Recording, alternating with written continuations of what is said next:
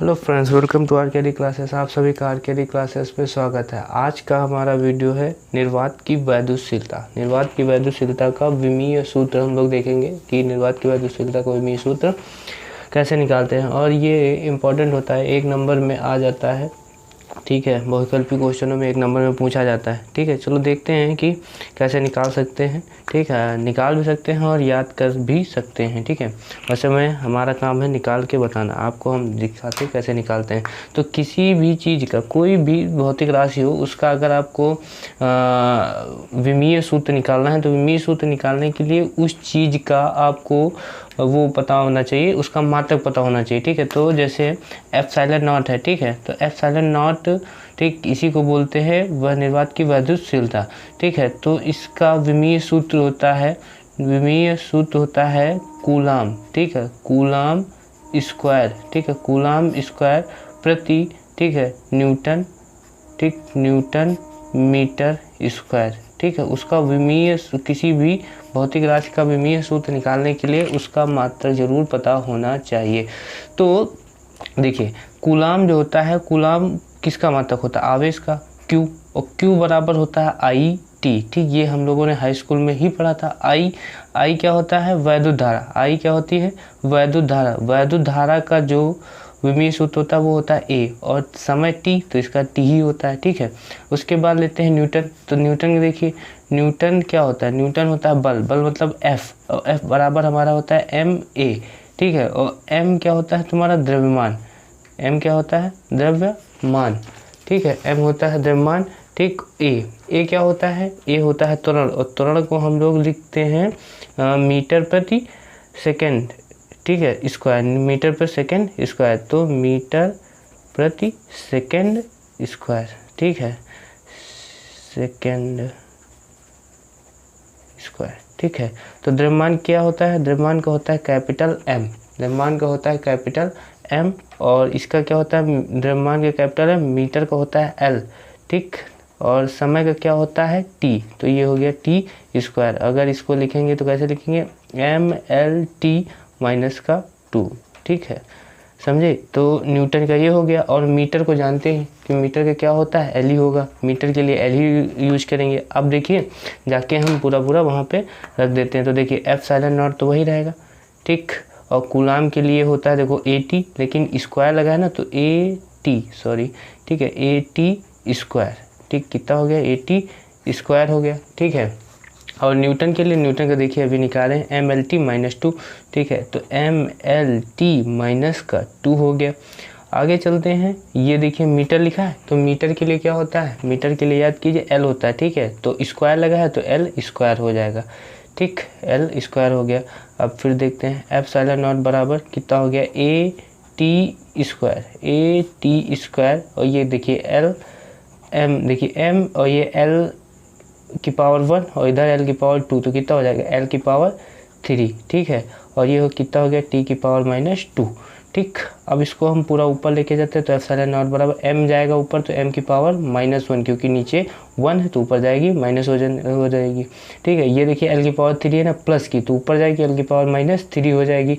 ये टी की पावर -2 है, टी की पावर 2 ऊपर है प्लस का। ठीक है, तो ये -2 ऊपर जाएगा, ये प्लस का हो जाएगा, और +2 मतलब अगर बोले तो गुणे में घाते जुड़ जाते हैं। तो ये देखिए -2 और ये 2, तो टी की पावर कितना हो जाएगा? 4, और ये सॉरी, ये ए स्क्वायर होगा ये भी।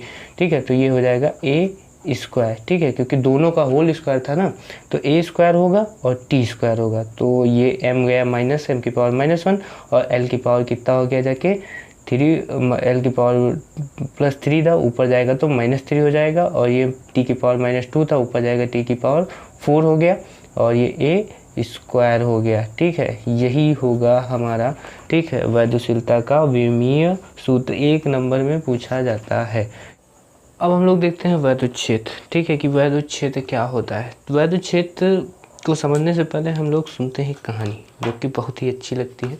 ठीक है, अच्छी नहीं मतलब अपने समझने के लिए काफ़ी है, लेकिन ठीक है। देखिए, जैसे एक लोकल का कोई माफिया होता है, कोई दादा होता है। ठीक है, तो उस दादा का कोई क्षेत्र होता है, एक क्षेत्र होता है ना, कि यहाँ तक उनकी पहुँच है, यहाँ तक का उनकी ताकत है, ठीक है, उससे आगे नहीं नहीं। अगर आगे जी हैं दादा सूते भी जाएंगे, दादा कूदते भी जाएंगे, समझे। तो यहाँ तक इनकी ताकत है, ठीक है, हम इनकी ताकत का यहीं तक अनुभव कर सकते हैं। तो बोलते हैं ना कि ये इनका क्षेत्र है, हम इनके क्षेत्र में हैं, अबे हम इनके गाँव में हैं, ठीक है, तो अब हम इनका कुछ नहीं कर सके थे। समझ में आ रही बात की नहीं, ठीक। वही तरीके से जैसे कोई आवेश होता है ना, तो आवेश के चारों ओर एक क्षेत्र होता है। जैसे ये आवेश है तो ये आवेश के चारों ओर क्या होता है, एक क्षेत्र होता है जिसमें अन्य आवेश, ठीक है, मतलब ये दादा हैं तो दादा क्षेत्र में कोई अन्य व्यक्ति आ जाए, ठीक है, तो वो व्यक्ति क्या करी, इनकी ताकत का अनुभव करेगा, ठीक है, दादा की ताकत का क्या करेगा, अनुभव करेगा, ठीक। यहाँ कोई भी आएगा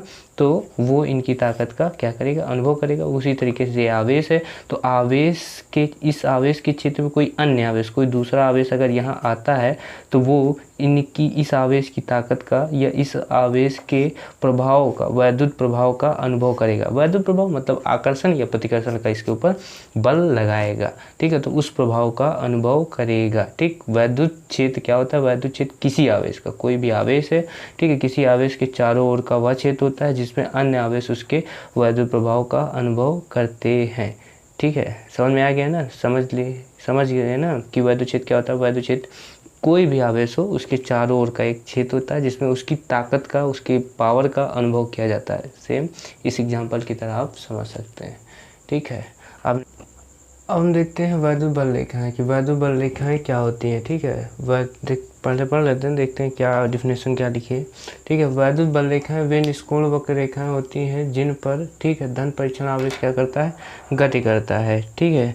वैद्युत बल रेखाएं वे निष्कोण वक्र रेखाएं हैं जिन पर धन परीक्षण आवेश क्या करता है, गति करता है, ठीक है। डिफिनेशन से बात नहीं समझ में आ रही होगी। अब हम लोग करते हैं कुछ समझने की कोशिश, ठीक है, कि क्या होता है वैद्युत बल रेखाएं क्या होती हैं। जैसे कोई वैद्युत क्षेत्र है, ठीक है, एक आवेश है, ठीक, ये क्यू आवेश है और इसका कोई ना कोई वैद्युत क्षेत्र होगा, ठीक है, कोई ना कोई वैद्युत क्षेत्र होगा। तो ये वैद्युत क्षेत्र, ठीक है, किसके कारण होता है, वैद्युत क्षेत्र होता है वैद्युत बल रेखाओं के कारण, ठीक। अब वैद्युत बल रेखाएं होती क्या है, मान लीजिए कोई एक आवेश है ये क्यू, ठीक है। अब एक और दूसरा आवेश लेते हैं, ठीक है, मान लीजिए Q1 है, ये है Q2। अब एक आवेश दूसरे आवेश पर बल लगाएगा, मान लीजिए ये लगा रहा है, ठीक है। जैसे ही ये बल इसके ऊपर, मतलब दोनों लगाएंगे, ठीक है, लेकिन मान लेते हैं 1 मिनट के लिए कि ये लगा रहा है, और जैसे ही लगाएंगे, ठीक है, तो लगाते ही ये गतिमान हो रहा है, मान लीजिए प्रतिकर्षण हो रहा है, तो प्रतिकर्षण होने पर ये आवेश क्या करेगा, इस तरफ का गति करेगा, इस तरफ क्या करेगा, गति करेगा। तो Q2 उस तरफ देखिए गति करता है ना, तो जिस पथ पर ये गति करेगा, जिस पथ पर वो गति करेगा वो पथ ही वैद्युत बल रेखा है, ठीक, वो पथ ही वैद्युत बल रेखा है, ठीक है। समझ में आ गई बात कि नहीं। कोई आवेश है, आवेश जब किसी दूसरे आवेश पर बल लगाता है तो बल लगाते वक्त वो आवेश क्या करता है, गतिमान हो जाता है, और गतिमान होते ही वो एक रेखा पर गति करेगा, और जब गति करेगा, जिस रेखा पर भी गति करेगा वो वैद्युत बल रेखा कहलाती है। समझ में आ गई बात की नहीं, ठीक है। तो समझ लीजिए आवेश के चारों ओर जो क्षेत्र होता है उसे हम वैद्युत क्षेत्र कहते हैं। अगर वैद्युत क्षेत्र है तो वैद्युत बल रेखा भी होंगी, ठीक है। बिना वैद्युत बल रेखा के कोई वैद्युत क्षेत्र हो ही नहीं सकता है, ठीक है। बिना वैद्युत बल रेखा के कोई वैद्युत क्षेत्र नहीं हो सकता है, ये बात याद रखना। कभी भी बिना वैद्युत बल रेखा के कोई वैद्युत क्षेत्र नहीं हो सकता है। आप समझ गए होंगे कि वैद्युत बल रेखाएं क्या होती हैं, ठीक है। कोई आवेश जब दूसरे आवेश पर बल लगाता है तो बल लगाते ही वो आवेश क्या करता है, गतिमान हो जाता है, और जिस पथ पर गतिमान होगा वो पथ ही वैद्युत बल रेखा कहलाती है। अगर एक समान वैद्युत क्षेत्र है, ठीक है, मतलब एक समान वैद्युत क्षेत्र है, ठीक है, जब एक समान वैद्युत क्षेत्र होगा तो उस पर जो भी बल लगता है और बल लगने से जो वैद्युत आवेश गतिमान होता है वो सरल रेखीय पथ पर होता है, ठीक है। वो कैसा होता है, सरल रेखीय पथ पर गतिमान होता है। और ये वैद्युत क्षेत्र एक समान वैद्युत क्षेत्र नहीं है, मतलब वैद्युत क्षेत्र का मान हर जगह बदल रहा है। देखिए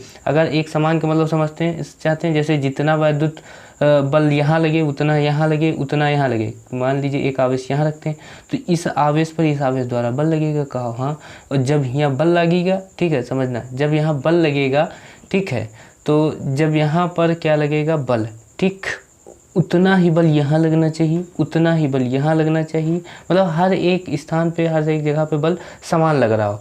ठीक है, तो हम बोलेंगे ये एक समान वैद्युत क्षेत्र है। ठीक है, क्या बोलेंगे? एक समान वैद्युत क्षेत्र है। और अगर इस बल का हर एक बिंदु पर मान बदल रहा हो, हर एक बिंदु पर मान बदल रहा हो, तो हम बोलेंगे कि वो असमान वैद्युत क्षेत्र है। और असमान वैद्युत क्षेत्र होगा तो असमान वैद्युत क्षेत्र होगा तो जो भी आवेश गतिमान होता है वो एक वक्र पथ पर होता है। ठीक है, एक वक्र बनाते हुए गतिमान होता है। और जब एक समान वैद्युत क्षेत्र होता है तो एक सरल रेखा हम लोगों को प्राप्त होगी। समझ में आ गई बात कि नहीं? क्या प्राप्त होगी? एक सरल रेखा प्राप्त होगी। और देखिए, धन परीक्षण आवेश हम पहले भी बता चुके क्या होता है। धन परीक्षण आवेश परीक्षण के लिए प्रयोग किया जाता है। ये एक ऐसा आवेश होता है जिसके कारण स्रोत आवेश, ये स्रोत आवेश है ना, स्रोत आवेश पर कोई प्रभाव नहीं पड़ता। आप समझना चाहते हैं स्रोत आवेश क्या होता है? तो स्रोत आवेश वह होता है जिसका के कारण वैद्युत क्षेत्र उत्पन्न होता है। जिसके कारण अगर वैद्युत क्षेत्र उत्पन्न हो रहा है तो वो कहता है स्रोत आवेश, स्रोत आवेश कहलाता है। और परीक्षण आवेश क्या होता है? जो